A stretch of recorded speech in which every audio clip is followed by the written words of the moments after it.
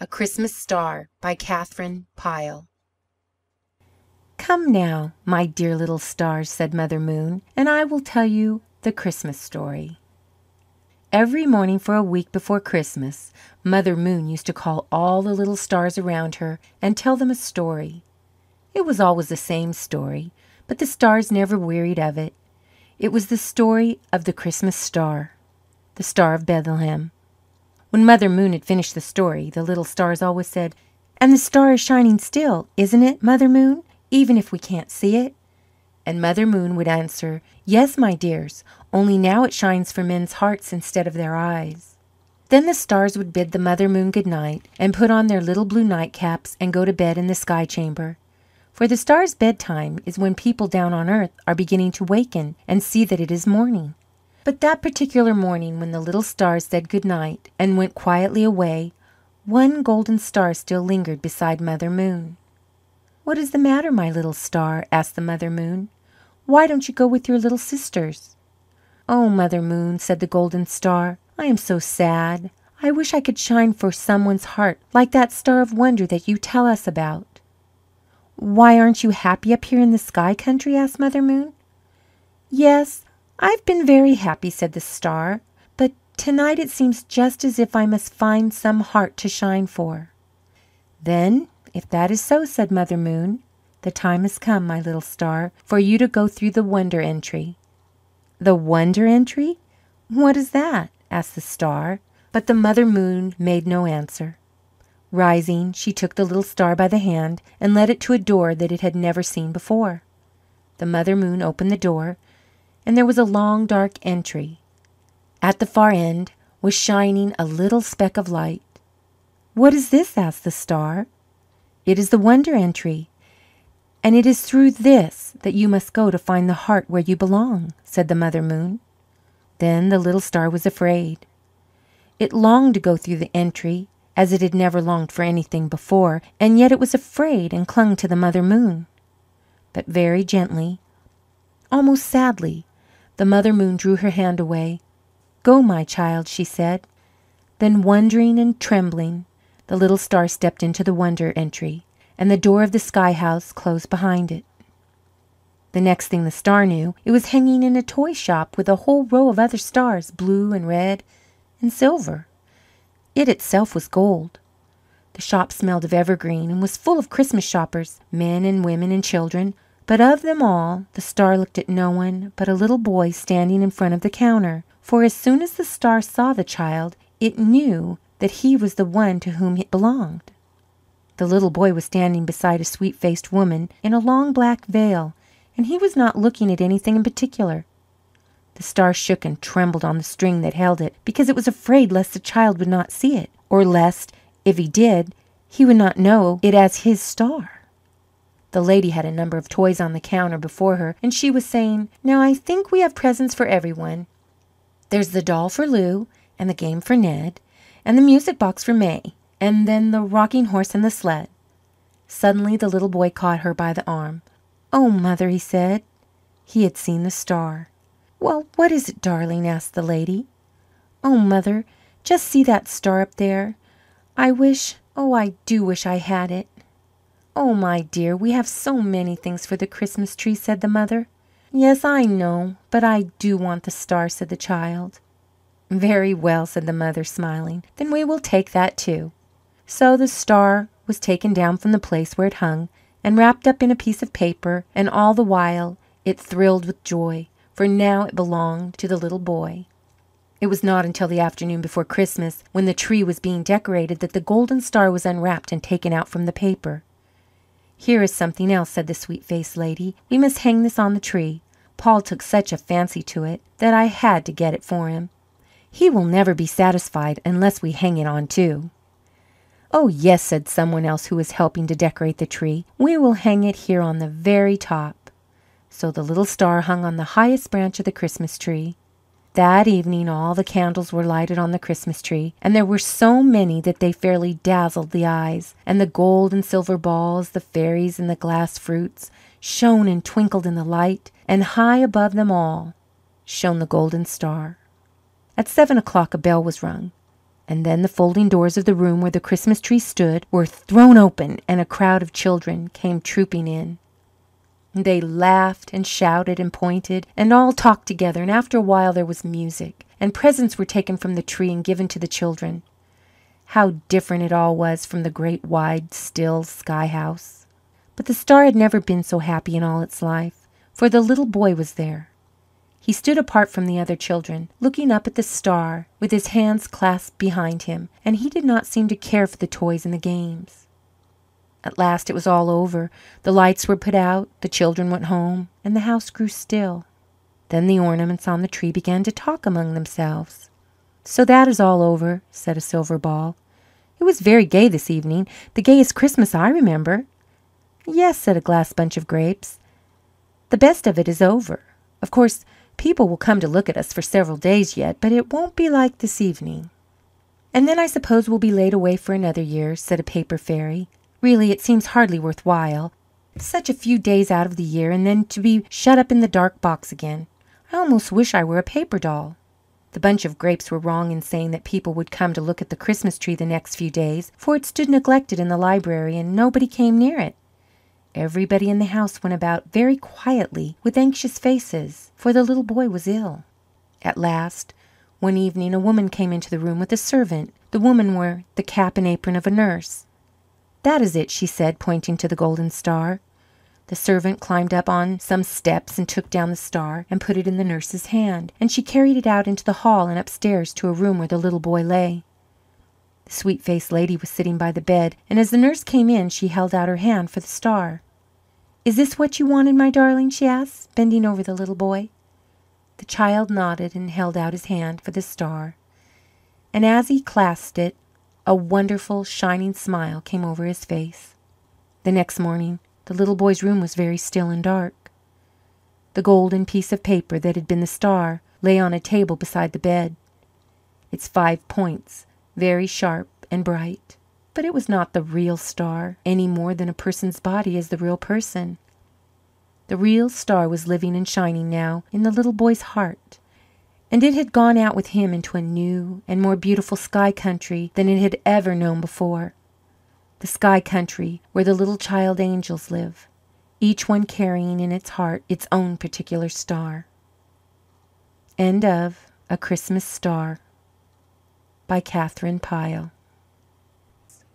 Christmas in 1776 by Anne Hollingsworth Wharton. On Christmas Day in '76, our gallant troops with bayonets fixed to Trenton marched away. Children, have any of you ever thought of what little people like you were doing in this country more than 100 years ago, when the cruel tide of war swept over its bosom? From many homes the fathers were absent, fighting bravely for the liberty which we now enjoy, while the mothers no less valiantly struggled against hardships and discomforts in order to keep a home for their children, whom you only know as your great-grandfathers and great-grandmothers, dignified gentlemen and beautiful ladies, whose painted portraits hang upon the walls in some of your homes. Merry, romping children they were in those far-off times, yet their bright faces must have looked grave sometimes when they heard the grown people talk of the great things that were happening around them. Some of these little people never forgot the wonderful events of which they heard, and afterward related them to their children and grandchildren, which accounts for some of the interesting stories which you may still hear, if you are good children. The Christmas story that I have to tell you is about a boy and a girl who lived in Bordentown, New Jersey. The father of these children was a soldier in General Washington's army, which was encamped a few miles north of Trenton, on the Pennsylvania side of the Delaware River. Bordentown, as you can see by looking on your map, if you have not hidden them all away for the holidays, is about 7 miles south of Trenton, where 1,500 Hessians and a troop of British light horse were holding the town. Thus you see that the British, in force, were between Washington's army and Bordentown, besides which there were some British and Hessian troops in the very town. All this seriously interfered with Captain Tracy's going home to eat his Christmas dinner with his wife and children. Kitty and Harry Tracy, who had not lived long enough to see many wars, could not imagine such a thing as Christmas without their father, and had busied themselves for weeks in making everything ready to have a merry time with him. Kitty, who loved to play quite as much as any frolicsome kitty of today, had spent all her spare time in knitting a pair of thick woolen stockings, which seems a wonderful feat for a little girl only 8 years old to perform. Can you not see her sitting by the great chimney place, filled with its roaring, crackling logs, in her quaint, short-waisted dress, knitting away steadily, and puckering up her rosy, dimpled face over the strange twists and turns of that old stocking?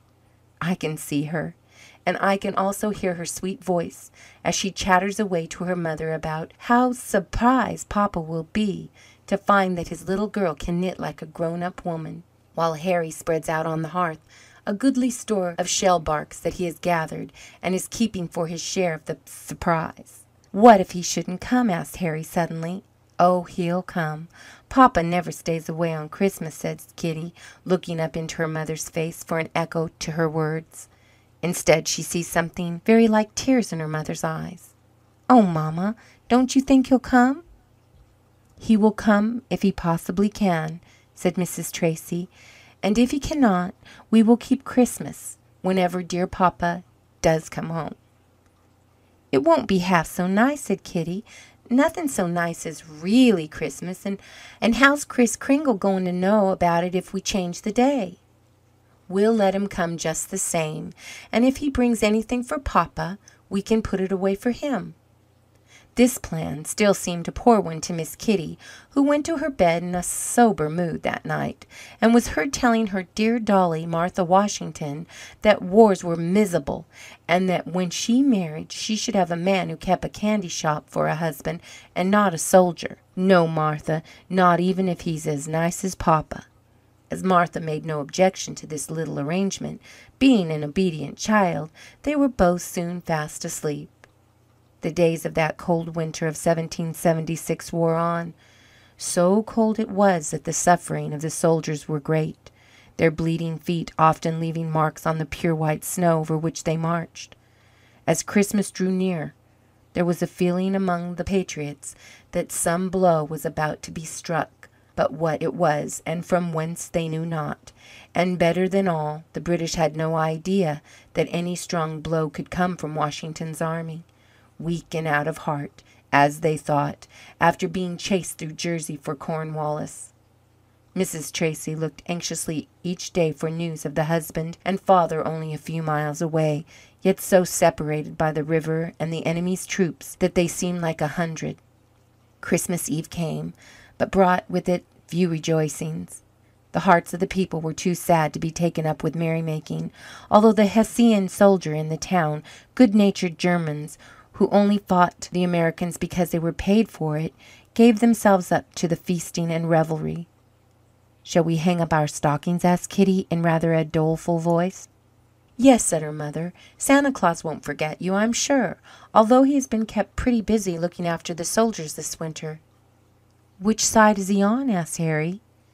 "The right side, of course," said Mrs. Tracy, which was the most sensible answer she could possibly have given. So the stockings were hung by the chimney with care, in hopes that St. Nicholas soon would be there. Two little rosy faces lay fast asleep upon the pillow when the good old soul came dashing over the roof about 1 o'clock, and after filling each stocking with red apples and leaving a cornucopia of sugar plums for each child, he turned for a moment to look at the sleeping faces, for St. Nicholas has a tender spot in his great big heart for a soldier's children. Then, remembering many other small folks waiting for him all over the land, he sprang up the chimney and was away in a trice. Santa Claus, in the form of Mrs. Tracy's farmer brother, brought her a splendid turkey. But because the Hessians were uncommonly fond of turkey, it came hidden under a load of wood. Harry was very fond of turkey, too, as well as of all other good things. But when his mother said, "It's such a fine bird, it seems too bad to eat it without Father," Harry cried out, "Yes, keep it for Papa." and Kitty joining in the chorus, the vote was unanimous, and the turkey was hung away to await the return of the good soldier, although it seemed strange, as Kitty told Martha Washington, to have no papa and no turkey on Christmas Day. The day passed and night came, cold with a steady fall of rain and sleet. Kitty prayed that her dear papa might not be out in the storm, and that he might come home and wear his beautiful blue stockings and eat his turkey, said Harry's sleepy voice, after which they were soon in the land of dreams. Toward morning the good people in Wharton town were suddenly aroused by firing in the distance, which became more and more distinct as the day wore on. There was great excitement in the town. Men and women gathered together in little groups in the streets to wonder what it was all about, and neighbours came dropping into Mrs. Tracy's parlour all day long, one after the other, to say what they thought of the firing. In the evening there came a body of Hessians flying into the town to say that General Washington had surprised the British at Trenton early that morning and completely routed them, which so frightened the Hessians in Bordentown that they left without the slightest ceremony. It was a joyful hour to the good town people when the red jackets turned their backs on them, thinking every moment that the Patriot army would be after them. Indeed, it seemed as if wonders would never cease that day, for while rejoicings were still loud over the departure of the enemy, there came a knock at Mrs. Tracy's door, and while she was wondering whether she dared open it, it was pushed ajar, and a tall soldier entered. What a scream of delight greeted that soldier, and how Kitty and Harry danced about him and clung to his knees, while Mrs. Tracy drew him toward the warm blaze and helped him off with his damp cloak. Cold and tired Captain Tracy was, after a night's march in the streets and a day's fighting, but he was not too weary to smile at the dear faces around him, or to pat Kitty's head when she brought his warm stockings and would put them on the tired feet herself. Suddenly there was a sharp, quick bark outside the door. "What's that?" cried Harry. "Oh, I forgot. Open the door. Here, Fido, Fido." Into the room there sprang a beautiful little King Charles spaniel, white with tan spots and ears of the longest, softest, and silkiest. "What a little dear!" exclaimed Kitty. "Where did it come from?" "From the Battle of Trenton," said her father. "His poor master was shot. After the redcoats had turned their backs and I was hurrying along one of the streets where the fight had been the fiercest, I heard a low groan, and turning saw a British soldier lying among a number of slain. I raised his head. He begged for some water, which I brought him, and bending down my ear I heard him whisper, 'Dying, last battle, say a prayer.' He tried to follow me in the words of a prayer, and then taking my hand laid it on something soft and warm, nestling close up his breast. It was this little dog. The gentleman, for he was a real gentleman, gasped out, 'Take care of my poor Fido. Good night,' and was gone. It was as much as I could do to get the little creature away from his dead master. He clung to him as if he loved him better than life. You'll take care of him, won't you, children? I brought him home for you, for a Christmas present." "Pretty little Fido," said Kitty, taking the soft, curly creature in her arms. "I think it's the best present in the world, and tomorrow is to be real Christmas, because you are home, papa." "And we'll eat the turkey," said Harry, "and shellbarks, lots of them, that I saved for you. What a good time we'll have! And oh, papa, don't go to war any more, but stay at home with mother and Kitty and Fido and me. What would become of our country if we should all do that, my little man?" It was a good day's work that we did this Christmas, getting the army all across the river so quickly and quietly that we surprised the enemy and gained a victory with the loss of few men. Thus it was that some of the good people of 1776 spent their Christmas, that their children and grandchildren might spend many of them as citizens of a free nation. End of The Christmas in 1776 by Anne Hollingsworth Wharton. Mr. Bluff's Experiences of Holidays by Oliver Bell Bunce. "I hate holidays," said Bachelor Bluff to me with some little irritation on a Christmas a few years ago. Then he paused an instant, after which he resumed. I don't mean to say that I hate to see people enjoying themselves, but I hate holidays, nevertheless, because to me they're always the saddest and dreariest days of the year. I shudder at the name of holiday. I dread the approach of one, and thank heaven when it is over. I pass through on a holiday the most horrible sensations, the bitterest feelings, the most oppressive melancholy. In fact, I'm not myself at holiday times." "Very strange," I ventured to interpose. "A plague on it," said he, almost with violence. "I'm not inhuman. I don't wish anybody harm. I'm glad people can enjoy themselves, but I hate holidays all the same. You see, this is the reason. I'm a bachelor. I'm without kin. I'm in a place that did not know me at birth, and so when holidays come around, there's no place anywhere for me. I have friends, of course. I don't think I've been a very sulky, shut-in, reticent fellow, and there is many a board that has a place for me. But not at Christmas time. At Christmas, the dinner is a family gathering, and I've no family. There is such a gathering of kindred on this occasion, such a reunion of family folk, that there is no place for a friend, even if the friend be liked. Christmas, with all its kindliness and charity and goodwill, is, after all, deuced selfish. Each little set gathers within its own circle, and people like me, with no particular circle, are left in the lurch. So you see, on the day of all the days in the year that my heart pines for good cheer, I'm without an invitation." "Oh, it's because I pine for good cheer," said the bachelor sharply, interrupting my attempt to speak, "that I hate holidays. If I were an infernally selfish fellow, I wouldn't hate holidays. I'd go off and have some fun all to myself, somewhere or somehow. But you see, I hate to be in the dark when all the rest of the world is in light. I hate holidays because I ought to be merry and happy on holidays, and can't. Don't tell me," he cried, stopping the word that was on my lips. "I tell you, I hate holidays. The shops look merry, do they, with their bright toys and their green branches? The pantomime is crowded with merry hearts, is it? The circus and the show are brimful of fun and laughter, are they? Well, they all make me miserable. I haven't any pretty-faced girls or bright-eyed boys to take to the circus or the show, and all the nice girls and fine boys of my acquaintance have their uncles and their granddads or their cousins to take them to those places. So, if I go, I must go alone. But I don't go. I can't bear the chill of seeing everybody happy and knowing myself so lonely and desolate. Confound it, sir, I've too much heart to be happy under such circumstances. I'm too humane, sir, and the result is I hate holidays. It's miserable to be out, and yet I can't stay at home, for I get thinking of Christmases past. I can't read, the shadow of my heart makes it impossible. I can't walk, for I see nothing but pictures through the bright windows and happy groups of pleasure-seekers. The fact is, I've nothing to do but to hate holidays. But will you not dine with me?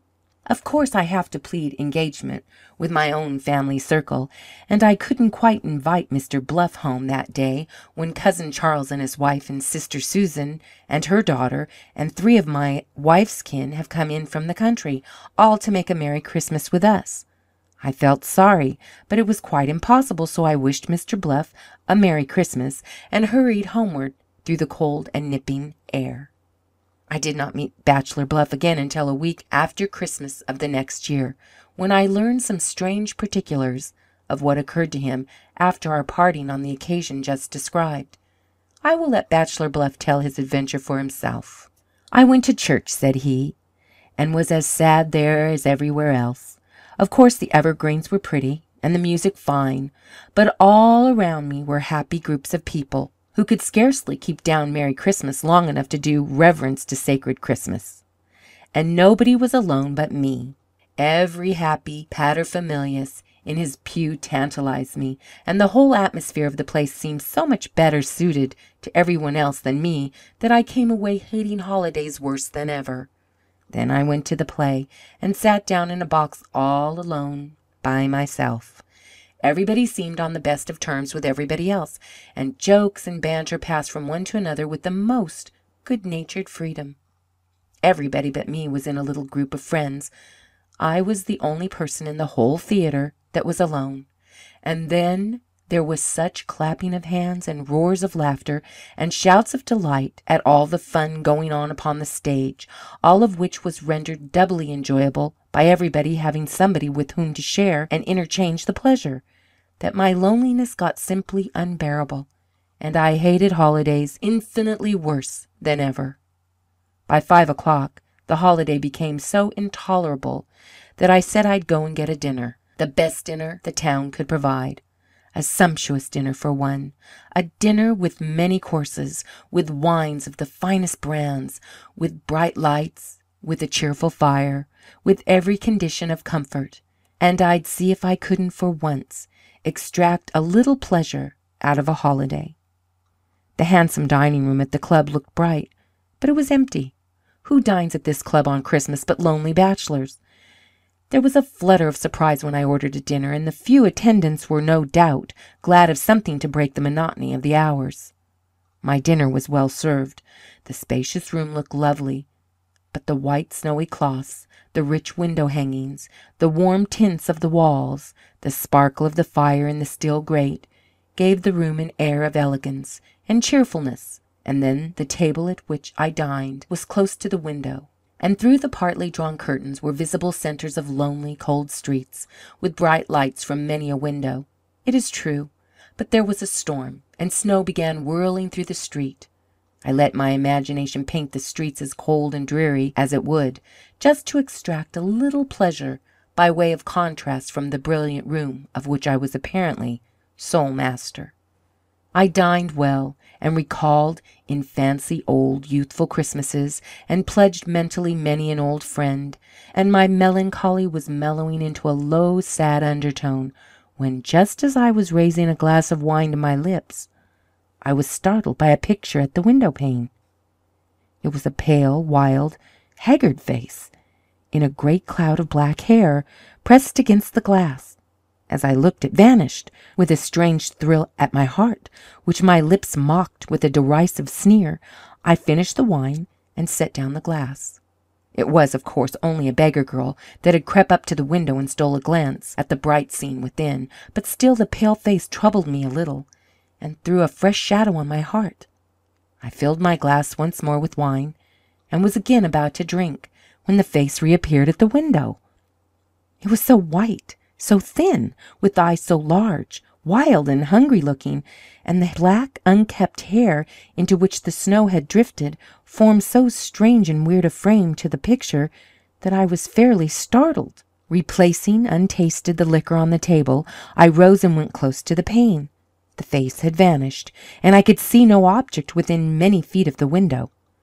The storm had increased, and the snow was driving in wild gusts through the streets, which were empty, save here and there a hurrying wayfarer. The whole scene was cold, wild, and desolate, and I could not repress a keen thrill of sympathy for the child, whoever it was, whose only Christmas was to watch, in cold and storm, the rich banquet ungratefully enjoyed by the lonely bachelor. I resumed my place at the table, but the dinner was finished, and the wine had no further relish. I was haunted by the vision at the window, and began, with an unreasonable irritation at the interruption, to repeat with fresh warmth my detestation of holidays. One couldn't even dine alone on a holiday with any sort of comfort, I declared. On holidays one was tormented by too much pleasure on one side and too much misery on the other. And then I said, hunting for justification of my dislike of the day, how many other people are, like me, made miserable by seeing the fullness of enjoyment others possess? "Oh, yes, I know," sarcastically replied the bachelor to a comment of mine. "Of course, all magnanimous, generous, and noble-souled people delight in seeing other people made happy, and are quite content to accept this vicarious felicity. But I, you see, and this dear little girl—" "Dear little girl? Oh, I forgot," said Bachelor Bluff, blushing a little, in spite of a desperate effort not to do so. "I didn't tell you. Well, it was so absurd. I kept thinking of the pale, haggard, lonely little girl on the cold, desolate side of the window-pane. and the overfed, discontented, lonely old bachelor on the splendid side of the window pane. And I didn't get much happier thinking about it, I can assure you. I drank glass after glass of the wine, not that I enjoyed its flavour any more, but mechanically, as it were, and with a sort of hope thereby to drown unpleasant reminders. I tried to attribute my annoyance in the matter to holidays, and so denounced them more vehemently than ever. I rose once in a while and went to the window, but could see no one to whom the pale face could have belonged. At last, in no very amiable mood, I got up, put on my wrappers, and went out. And the first thing I did was to run against a small figure crouching in the doorway.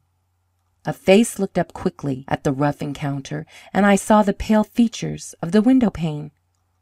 I was very irritated and angry, and spoke harshly, and then, all at once, I am sure I don't know how it happened, but it flashed upon me that I, of all men, had no right to utter a harsh word to one oppressed with so wretched a Christmas as this poor creature was.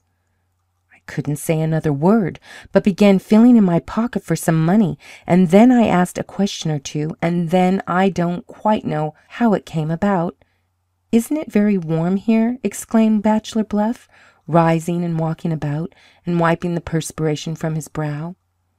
"Well, you see," he resumed nervously, "it was very absurd, but I did believe the girl's story, the old story, you know, of privation and suffering, and just thought I'd go home with the brat and see if what she said was all true. And then I remembered that all the shops were closed, and not a purchase could be made.